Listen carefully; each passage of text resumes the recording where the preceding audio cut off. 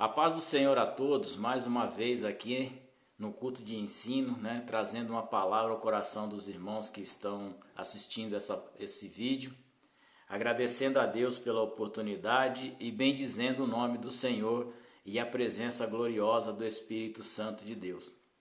Nós estamos tratando, estudando sobre o fruto do Espírito e hoje estaremos detalhando sobre mais um, que é a longanimidade, É uma palavra um pouquinho aí complexa para falar, para quem tem a língua meia presa, mas a gente vai ajeitando aqui conforme a palavra de Deus nos garante que dará vitória para o seu povo, Hoje nós iremos tratar deste assunto, mas antes de mais nada, vamos fazer uma oração, agradecer a Deus pela oportunidade e pedir a Deus que Ele traga a revelação da palavra, o entendimento da palavra, porque a palavra ela pode ser explanada, ela pode ser lida, ela pode ser falada, mas o único que pode trazer a revelação é o Espírito Santo de Deus. Então, a palavra revelada, ela só vem através do Espírito de Deus. Então, nessa noite, eu queria que você fechasse os teus olhos e glorificasse a Deus com a sua oração aí, aonde quer que você esteja. Oremos ao Senhor nesse instante. Senhor, em nome de Jesus, nós te agradecemos e te louvamos pela oportunidade, pelo tempo, Senhor, que Tu tem disponibilizado para nós lermos a Tua palavra e pelo Teu Espírito que tem nos regido e nos colocado, Senhor, na presença do Todo-Poderoso. Sabemos, ó Deus, que todas as coisas contribuem para o bem daqueles que amam a Deus e andam segundo o seu decreto. E nessa noite, eu te peço, Senhor, ajuda-nos, ó Deus, a entender e a compreender, ó Pai, o significado desta palavra. Senhor, que ela venha gerar frutos em nosso coração, que ela venha gerar atitudes, que ela venha gerar testemunho, Senhor, porque é isso que nós queremos, ó Deus, falar através da Tua palavra, é o que nós temos dito, Senhor, nesse tempo. Como diz o apóstolo Paulo, não cansamos de falar as mesmas coisas, porque essa palavra tem poder para mudar a nossa história e para mudar a nossa vida, em nome de Jesus. Amém? O texto base do nosso estudo está aqui em Gálatas 5, o versículo 22, Todos eles aqui, todo o fruto do Espírito está ali.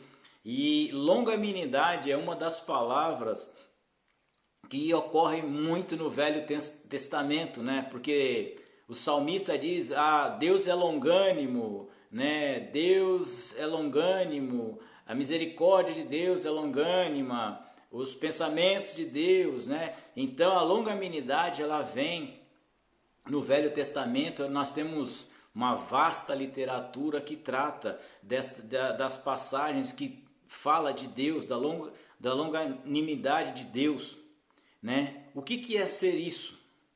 Na realidade, se nós trazêssemos para o hebraico, quer dizer fôlego longo, fôlego comprido.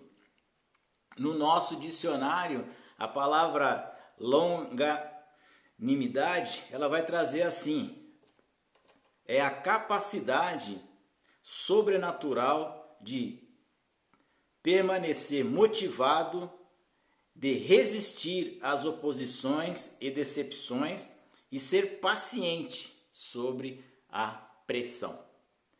Nós estamos vivendo aí tempos difíceis, que este fruto tem que estar no nosso dia a dia, na nossa vida, na nossa maneira de falar, de pensar, de agir, porque é uma das características de Deus, é uma das situações que Deus mostra o seu grande amor.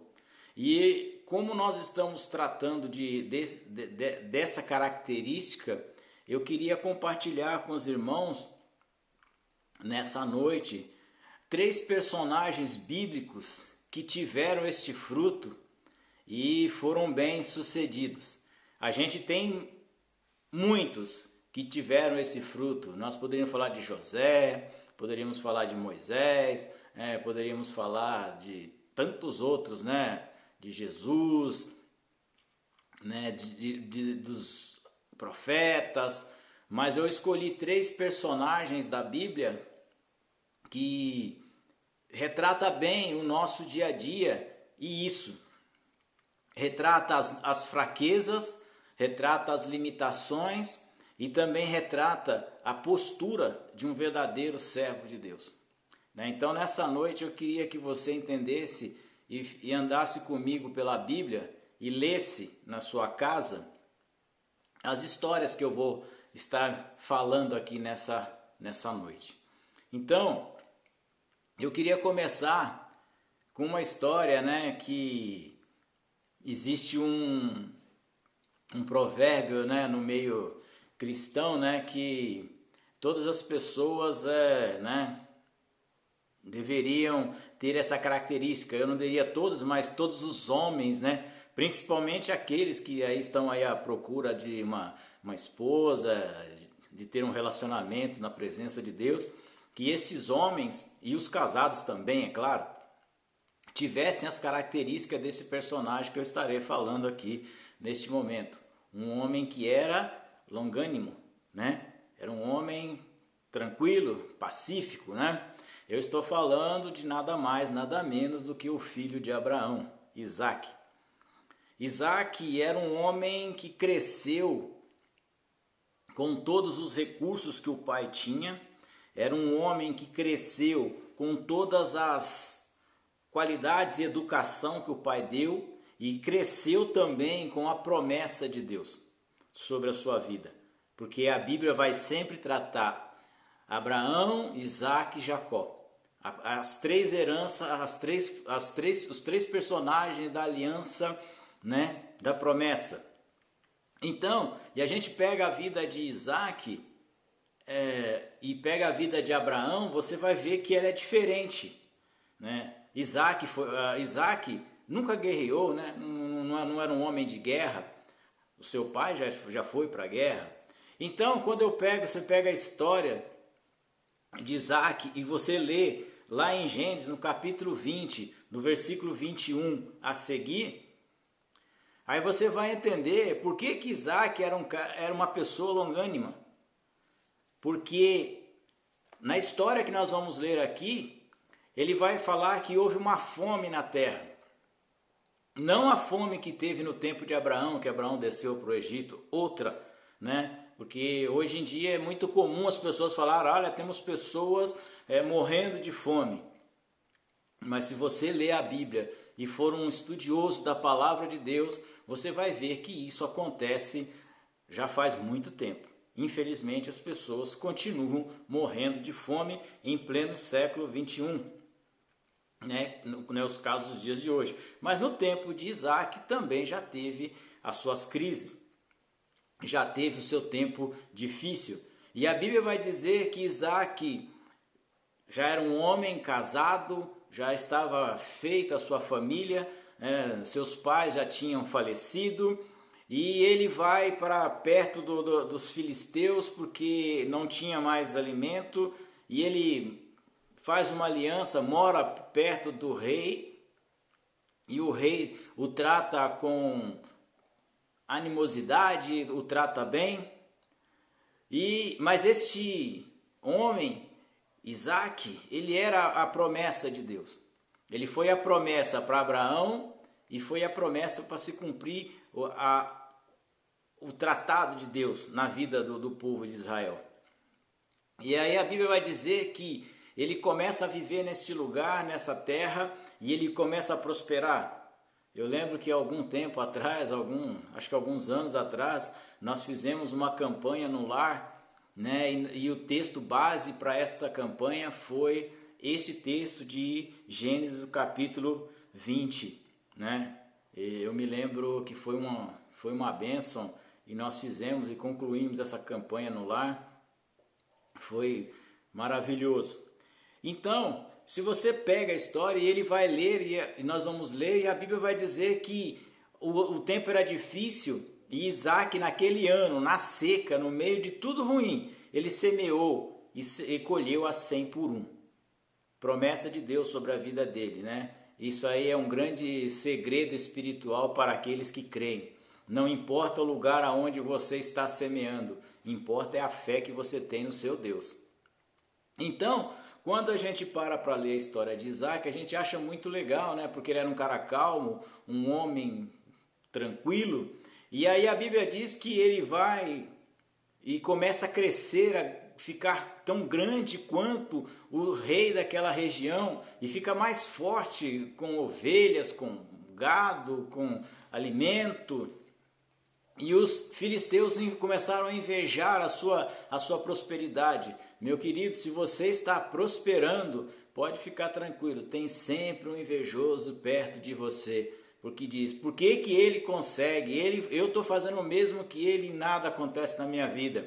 A diferença é que eu e você temos o Deus Todo-Poderoso do nosso lado. Isso faz a diferença. Então, se aquela pessoa que, ao invés de ter inveja, buscasse a Deus como você busca, como eu busco, ou como a igreja busca, ela não precisaria ter inveja, porque Deus a abençoaria também. Mas o mundo não é assim.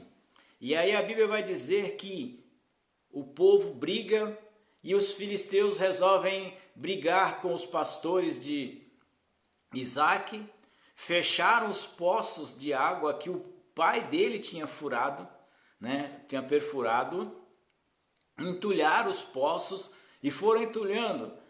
Então, quando você lê a história e você vê a longanimidade e a capacidade de sobrenatural de permanecer motivado, né, que vem de Deus, porque Deus falou para Isaac para ele ficar naquela terra, porque era ali que ele seria abençoado.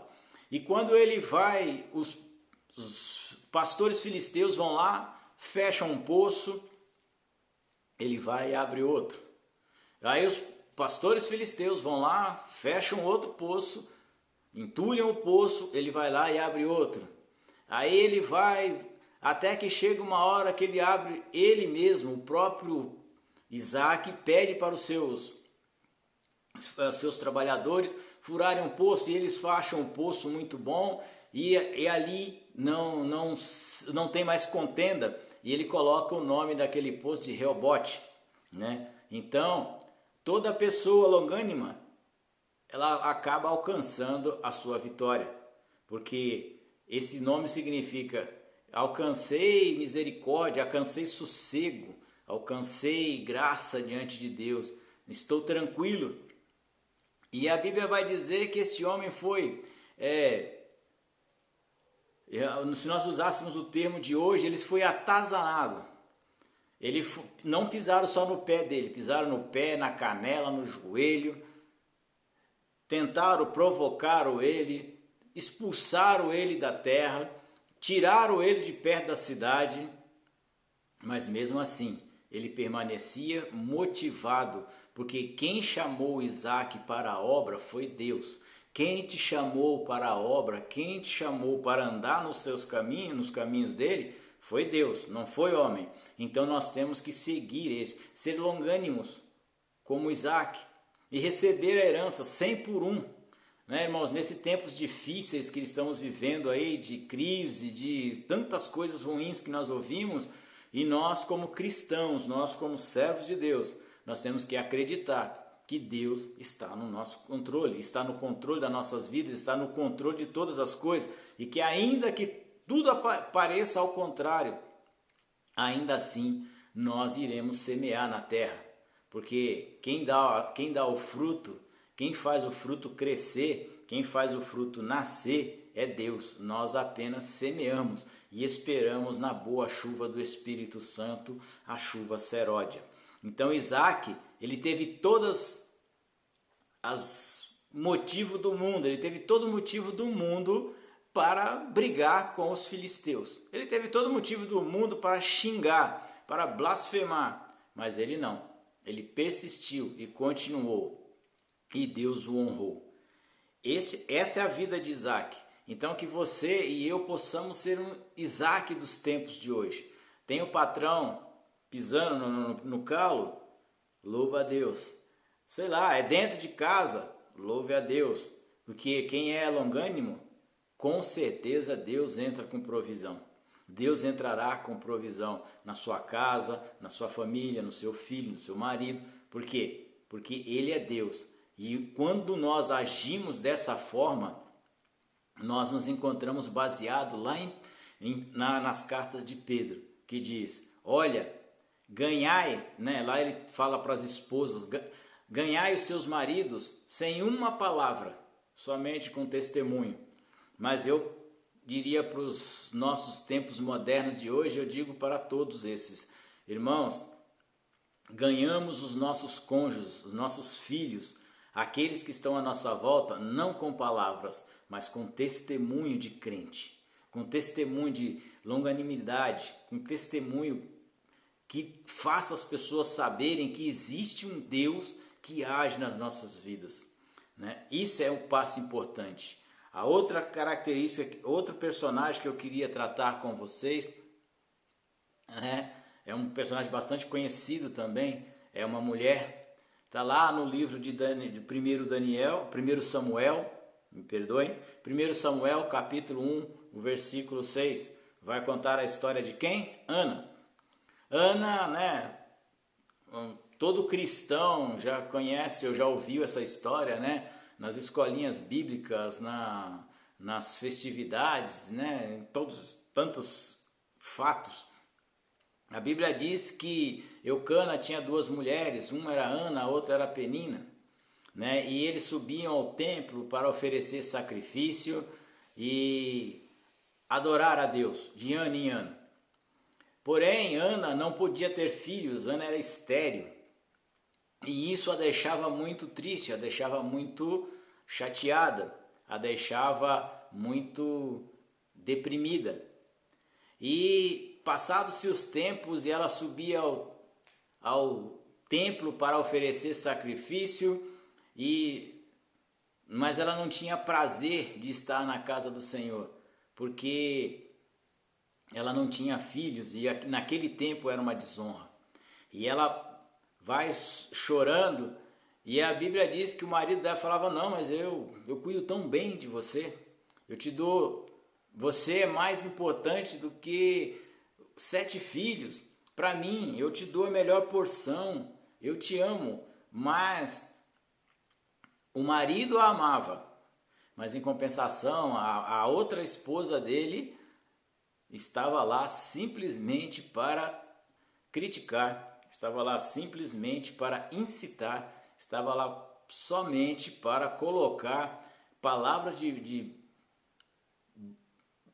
para derrubar a pessoa, né? E uma irritação contínua, né? E eu não quero ser engraçadinho nessa noite, mas não tem coisa pior do que você conviver com alguém que quer ver a sua derrota, né? Você é uma pessoa que vive te irritando propositalmente. Não é porque é uma coisa esporádica.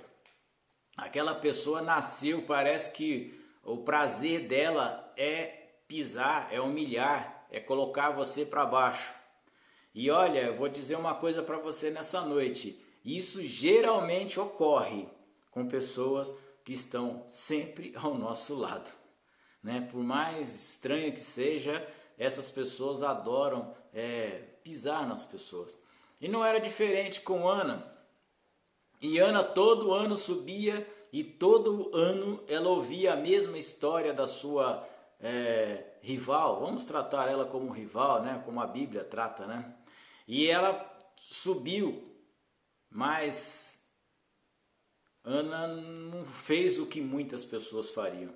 Você imagina, você aí que está vendo esse vídeo agora, imagina se tem alguém te irritando 24 horas por dia, 365 dias por ano. O que você faria com ela? Né? Não precisa responder, deixa para lá. Mas a ideia nossa não é fazer o que Ana fez, né? A nossa ideia é de lá tirar a satisfação, responder, né? Responder à altura, no mesmo nível, né? Jogar tudo para o alto. Ana, né, poderia ter mandado o seu marido largado dele, destruído a sua vida, mas Ana era uma pessoa longânima. Apesar da tristeza dela, A única pessoa que sabia da sua tristeza era seu marido. E ela foi, aí até que um dia ela fez uma oração. E aí vai o segredo de toda pessoa que é longânimo. A oração eficaz. Porque se você parar para ler a oração de Ana, né, ela não orou para ela. Ela orou pelo templo. Ela pediu a Deus algo não para ela. Ela pediu um menino, não foi para ela. Ela pediu um menino para servir na casa do Senhor. Para tudo, como eu disse, irmãos, todas as coisas contribuem para o bem daqueles que amam a Cristo. Porque com o nascimento de Samuel, não muito tempo depois, ele seria levantado como sacerdote de Israel. Então ele foi levantado para ministrar na casa de Deus. Ana pediu um filho para que ela recebesse a graça de ter um filho, não para ela, mas para a casa de Deus. E ela fez os votos e nós já conhecemos a história. E ela vai levar isso para o pé do altar, para a coluna do templo. E ela foi longânima até mesmo com o sacerdote. Porque o sacerdote já me imaginou que ela estivesse bêbada. Devia ser alguma coisa comum naquela época, né? Porque as mulheres estarem bêbadas ali naquele lugar. Porque ele tratou ela como uma pessoa incapaz. Mas aí vai mais uma para nós nessa noite, irmãos. Imagine se você estivesse orando lá na igreja, lá na sua casa, e chegasse algum líder, algum líder de departamento, algum sacerdote, algum pastor, algum presbítero, e desdenhasse da causa que você está orando. Como é que você reagiria? Como é que você trataria este homem? Ana simplesmente falou: não, meu Senhor. Eu só estou amargurada de alma, nada mais que isso. Então, e aí você vê ela resistiu, persistiu nessa vida. E passado-se o ano, nasceu Samuel, e ele acabou, passado o tempo, foi para o templo do Senhor, e de ano em ano ele era visitado. Mas o que eu quero deixar aqui nessa noite é o seguinte: se você for longânimo, você vai conseguir cantar o cântico de Ana. Nós lemos depois nos capítulos a seguir, nós vamos ver Ana, ao invés de chorando, Ana está jubilando. Sabe por quê? Porque ela persistiu, ela insistiu, mesmo resistiu às perseguições, resistiu às irritações. A pessoa, o obreiro, o homem de Deus, a mulher de Deus, ela tem que ter essa característica, porque essa característica ela vem de Deus, ela é do próprio Deus. Então todo servo de Deus, todo aquele que crê em Deus tem que ter essa característica. E para nós encerrarmos nessa noite, eu queria que você entendesse comigo que tem uma pessoa neste mundo que está sempre, que está sempre de braços abertos, esperando você. Nós falamos de pessoas que foram afrontadas, pessoas que foram, de uma certa maneira, humilhadas. Mas hoje, agora, neste momento, eu vou falar de uma pessoa que ele não foi humilhado, ele não foi, como diria, irritado, não. Ele foi apenas decepcionado.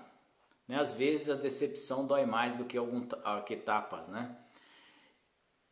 E a Bíblia vai dizer lá no livro de Lucas, no capítulo 15, no versículo 20 a seguir, traz uma história evangelística, do filho pródigo, Nós gostamos muito dessa história. No crente, principalmente que prega nas praças, nos presídios, ele vai sempre tratar essa ministração, usar essa parábola, porque ela retrata muito bem o que ocorre no mundo. E a Bíblia vai relatar que este jovem, o mais novo, o pai era rico, e ele pegou um dia e chegou para o seu pai e falou: da minha parte, eu não quero mais viver com você, não quero mais viver com a minha família, não quero mais viver com os meus irmãos, eu não quero mais essa vida. Eu quero experimentar uma coisa nova, eu quero experimentar algo novo. O pai dele ficou extremamente chateado. Eu posso te garantir isso, porque a Bíblia relata, primeiro porque ele não teria nem o direito de pedir isso. O Senhor é um pedido inusitado, não acontecia. Mesmo ele não tendo o direito de pedir isso, o pai pegou a sua parte e deu para ele. Falou, é isso que você quer? É. O pai estava decepcionado. Assim como ele está decepcionado com muitos cristãos nos dias de hoje, né, que pediram a Deus algo e Deus deu, e eles se esqueceram e foram embora. Essa é uma meditação, uma reflexão que nós temos que fazer. Então nós temos que ser longânimos, porque Deus é. E aí a Bíblia vai dizer que esse rapaz foi para a terra distante, gastou tudo, e ele não gastou de forma honesta, ele gastou tudo dissolutamente, quer dizer, ele gastou tudo na farra, né? Ele gastou tudo que tinha. E ele chega um dia que acabou o dinheiro, veio a crise naquela terra também, e ele começa a passar fome, e ninguém dá um real para ele, nem para ele comprar um pãozinho. É isso que o inimigo faz na vida das pessoas, né? Os levam para fora da casa do pai e depois faz eles mendigarem o que tinha de sobra na casa. Mas, quando nós lemos a história, nós vamos ver, e aí aquele jovem lá que foi colocado para cuidar de porcos, irmãos, não tem pior vergonha para um judeu do que cuidar de porco. Para um judeu, o porco é um animal imundo, ele não chega nem perto, agora ele tinha que alimentá-los, né? E a palavra diz que ele chegou um dia que ele estava com tanta fome que ele desejou comer a comida dos porcos. Isso significa que muitas vezes nós chegamos ao fundo do poço, que nem esse garoto estava. Porque esse rapaz, ele decepcionou alguém lá e foi embora e não teve nada, nem pensou no que o pai dele tinha. E aí ele vai, quando ele vê a comida do porco e sente desejo de comer aquele alimento, ele cai em si. Quer dizer, ele acordou, caiu a ficha, ele falou, meu Deus, na casa do meu pai, os funcionários comiam melhor do que eu. Os trabalhadores do meu pai têm mais pão do que eu. Então eu vou voltar para a casa do meu pai. Mas eu vou voltar na condição de trabalhador, eu não quero nem ser reconhecido como filho. Eu quero ser apenas um trabalhador. E a Bíblia vai dizer que aquele rapaz volta, e quando ele está chegando ao caminho, o pai dele o vê, sai correndo e abraça o filho. Dá um beijo no filho e fala, filho, você estava morto e reviveu. Aí está a longanimidade do pai. É este sentimento que nós temos que ter. É este sentimento que nós temos que ter por aqueles que por algum motivo foram para tratar de porcos, mas se arrependeram. Irmãos, infelizmente, nós aqui na terra, carnalmente falando, se nós não formos guiados pelo Espírito Santo e não tivermos o fruto da benignidade, nós vamos ser ou o irmão que vai embora, ou o irmão que fica. Nenhum dos dois serve. O que serve é o amor do Pai. O que serve é o gesto do Pai. O pai estava decepcionado? Estava. O pai ficou triste que ele foi embora? Ficou. Mas uma coisa o pai nunca fez. Nunca tirou o assento da mesa para o seu filho. É isso que Jesus faz conosco. Nós podemos até dar voltas no mundo. Nós podemos até decepcionar Jesus. Mas a longanimidade de Deus, de Jesus, do Espírito Santo de Deus, essa é sem fim. Por isso, nessa noite, ouça o que o Espírito diz à igreja. Seja longânimo. Por quê? Porque se você for, Deus será contigo. Porque nós caímos lá na frase de Jesus: com a mesma medida que medides, mediremos a vós. Então essa é a palavra dessa noite. Estejamos atentos ao que Deus tem para nossas vidas, em nome de Jesus. Amém? Oremos ao Senhor. Senhor, em nome de Jesus, te agradeço e te louvo por esse dia. Obrigado a Deus, porque o Senhor tem nos despertado para ser servos, não servos de boca para fora, mas servos que têm exemplo, que têm testemunho da tua palavra. Abençoa a tua igreja, abençoa aqueles que estiverem assistindo e que essa voz possa alcançar vidas e lares e famílias e haja, Senhor, transformação de vida. É o que eu te peço em nome de Jesus. Amém.